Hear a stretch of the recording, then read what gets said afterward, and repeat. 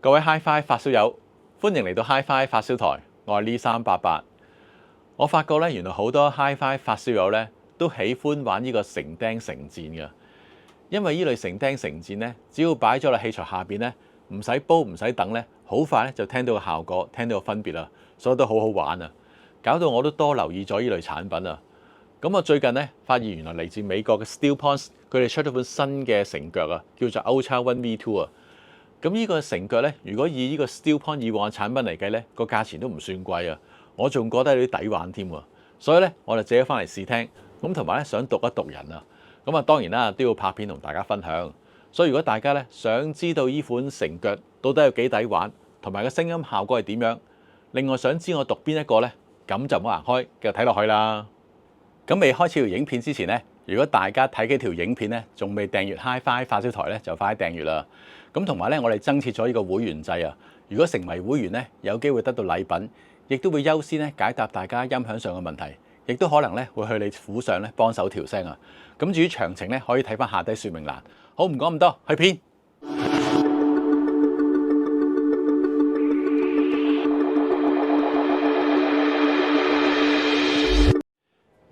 今次咧同大家分享咧呢個 StillPonds 呢個 Ultra One V2 嘅繩腳啊。咁佢包裝咧有分為呢個4粒或者3粒。咁我今次手上呢個咧就3粒啊。咁呢個繩腳咧係屬於 StillPonds 一個入門級嘅產品啊。不過雖然話入門級啊，不過咧睇落去都相當之靚啊。原來成個咧都係用呢個不鏽鋼做啊。咁啊，據廠方所講咧，呢個不鏽鋼咧並唔係普通嘅不鏽鋼啊，係一個含鐵量比較少嘅超硬不鏽鋼啊。咁啊，好處咧就減少個磁化機會啊。咁同埋咧外邊咧再用呢個粉末噴塗咧做成黑色啊。咁啊唔單止話靚啊，仲好有質感添啊。咁下低咧仲有一個1/4英寸嘅螺絲窿啊。咁啊方便安裝唔同嘅配件啊。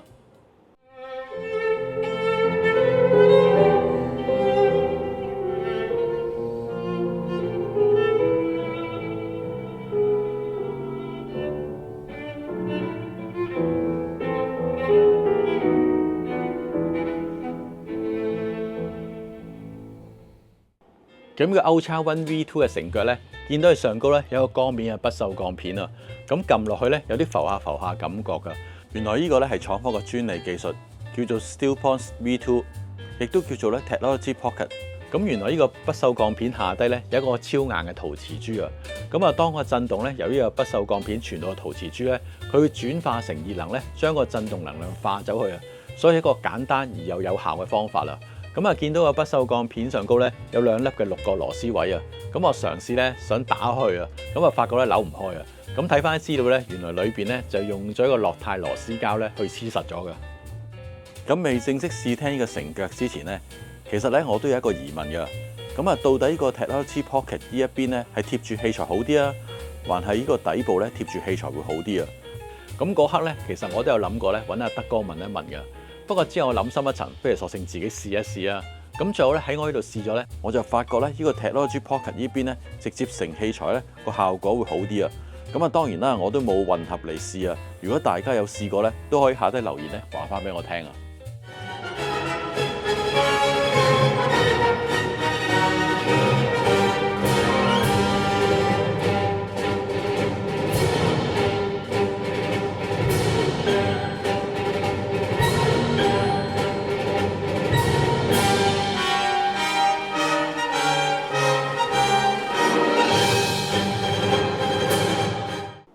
今次咧試呢套繩腳咧，我首先咧就成咗呢個 Isotech 嘅電柱下邊啊。咁點解先試個電柱咧？因為我覺得咧成套組合咧都喺個電柱度攞電，咁應該出嚟嘅效果咧係最明顯啊。咁同埋我有試咗咧用4粒繩或者3粒繩啊。咁我發覺咧如果用4粒繩咧，始終有一粒好似鬆鬆地啊，所以決定咧最後就用咗3粒咧嚟繩呢個電柱啊。咁同埋因為咧個電柱嘅插蘇位咧全部喺晒後邊啊，變咗力咧都聚晒喺個電柱後邊啊。所以我就用咗一個一前二後嘅擺法啦。咁啊，當成咗之後咧，我發覺咧個效果都真係好明顯嘅。咁我都再三咧 A/B 比較用同埋唔用啊，因為我想證實咧係咪真正嘅改善唔係改變啊。咁最後我發覺咧係真正係改善咗嘅。咁啊，首先覺得咧係靜咗同埋乾淨咗啊。咁同埋咧好似個音量咧都細聲咗啊。咁啊，當然唔係個音量細聲咗啦，只係個噪音少咗，變咗咧冇咁嘈嘈啊。咁之後咧，我再將個音量扭大啲咧，都完全冇一種嘈吵嘅感覺啊。咁同埋咧個音場嘅深度同埋闊度咧都大咗啊！咁另外呢個低頻咧紮實咗，啲聲都靚咗、爽快咗，有一種活生嘅感覺啊！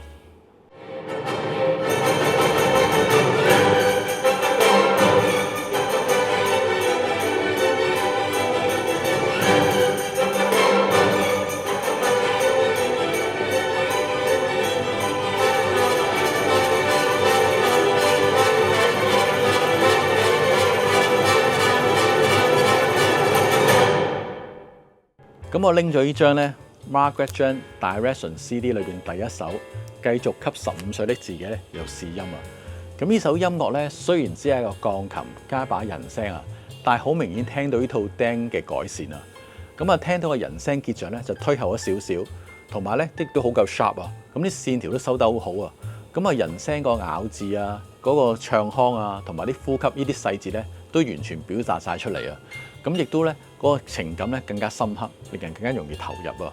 咁另外咧聽到個錄音室嘅空間感咧真係更加明顯啊！好似一陣氣包住嗰種感覺啊！同埋聽到個鋼琴咧嗰啲彈奏嗰個通透感啊，同埋嗰個晶瑩感咧更加強啊！一粒一粒嗰啲琴音咧好似飄晒出嚟咁樣啊！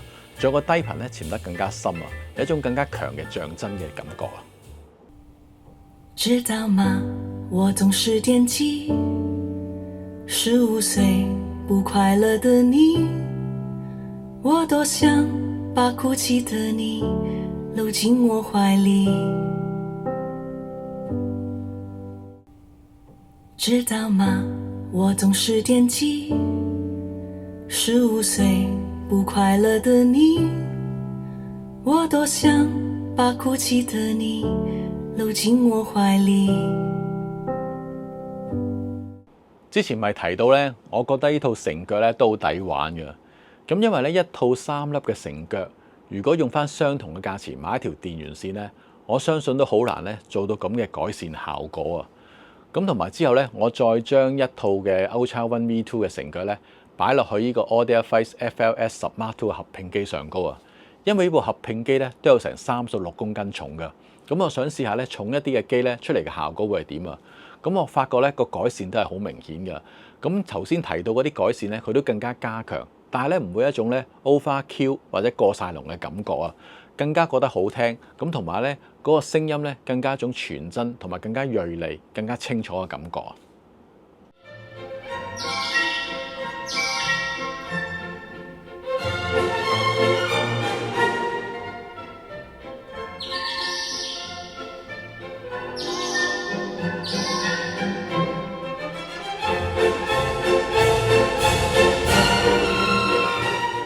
咁啊，大家睇到呢度咧，可能會問啦。咁如果原廠嘅機腳咧係高過呢個繩腳咧，咁同埋咧想調校呢個高低水平咧，咁有冇方法啊？咁其實咧 StillPoints 咧就有一個咧 Ultra Bass 呢個繩碟㗎。咁呢個繩碟咧就跟埋呢個螺絲㗎。咁啱啱咧就可以將呢個 Ultra One V2 咧就收落去啊。咁啊收咗落去之後咧，相信呢個高度咧一定比呢個原廠嗰個腳咧會高好多啊！咁同埋因為收螺絲嘅關係咧，變咗咧就可以調校呢個高低水平啊！咁可能大家都會問啦，用咗個 Ultra Bass 之後咧，啲聲會係點樣咧？咁當然我都有比較過啦，都係嗰一句啦，沒有最好，只有更好啊！咁啊，其中一個原因咧，當個 Ultra One V2 咧裝咗呢個 Ultra Bass 之後咧，嗰個接觸面積少咗啊，變咗出嚟嘅效果咧更加明顯啊！可以講得出嘅地方咧都好咗啊，好似個空氣感咧都多咗，同埋空間感咧大咗啊，所以嗰種臨場感覺咧更加強烈啦。另外人聲嘅結像咧，嗰個輪廓咧更加明顯啊，仲有個低頻咧潛得更加深、更加紮實啊，真係可以話咧用咗之後咧翻唔到轉頭啊！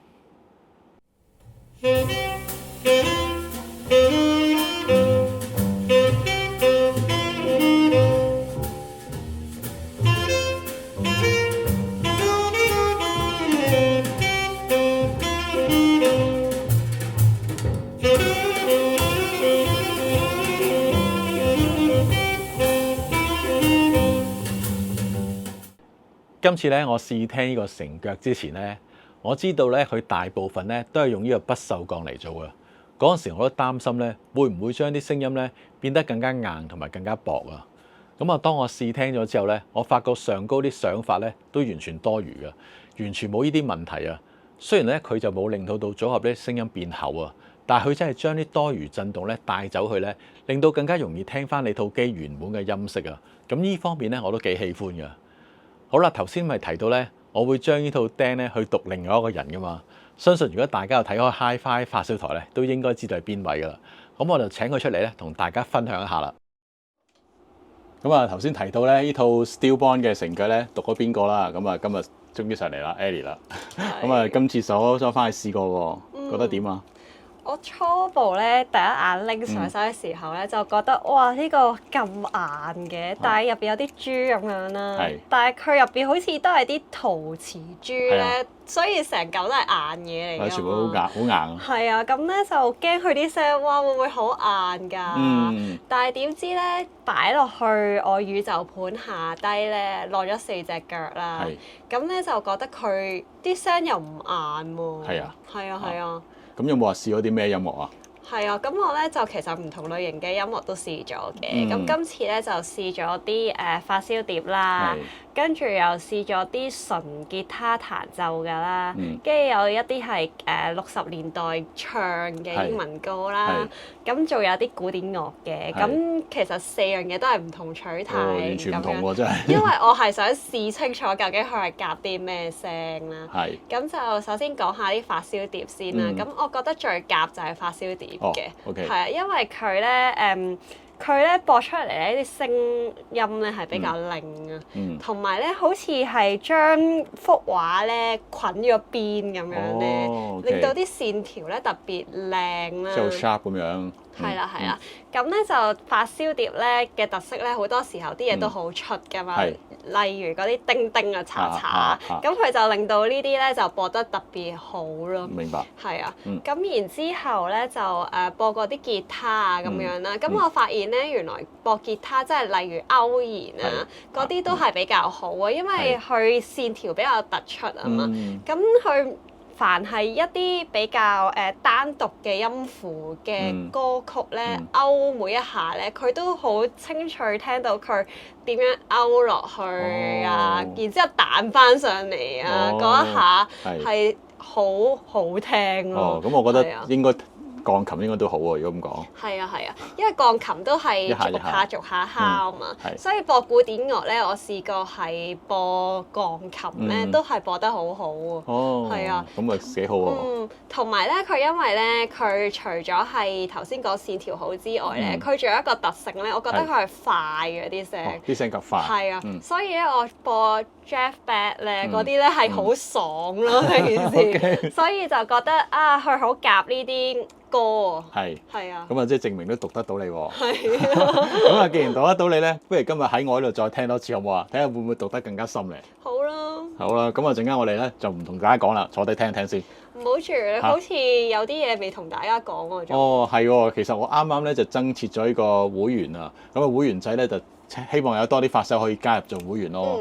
咁啊做咗會員之後咧，咁啊當然啦，喺我哋頻道上有啲專屬嘅影片可以俾大家睇啊。咁亦都會定期咧，希望搞下啲活動，咁啊邀請下啲會員，希望大家可以 close 啲咯。咁如果大家有興趣咧，咁啊記得加入我哋嘅會員計劃啦。咁好啦，今次嘅分享咧就到呢度喎。不過咧都同大家講一聲喎，咁你講啦。好啦，大家記得分享、訂閱、按讚 Hi-Fi 發燒台啊！好，拜拜。拜拜。Stars shining brighter